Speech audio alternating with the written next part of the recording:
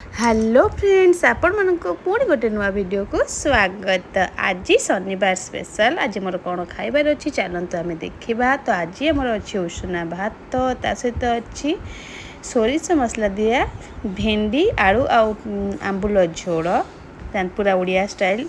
ता सहित अच्छी आमर एटा अंडा तरकारी जेहेतु शनिवार आज अच्छी बापा बो खाइबे ना आम खाली आम नॉनभेज करूँ। ता सहित मोर सब थी आंब। आपण मैंने तो जानी मोर टे आइंस लोक मत आइंस बहुत भल लगे। शनिवार आम एक्चुअली बेसी कई लोक खाती कि मोर आइंसटा शनिवार भी चले। तो मुझे चली खाଇବା एंजॉय करने को बहुत ही भल लगुला। भेंडी आलू झोलटा जानते सोरिष मसला दे खाया केते सुंदर देखा देखिए झोलटा केमती पूरा हलदिया हलदिया होती बहुत ही टेस्टी लगुला झोलटा। आ सहित अंडा तरकारी भी बहुत ही टेस्टी लगुला।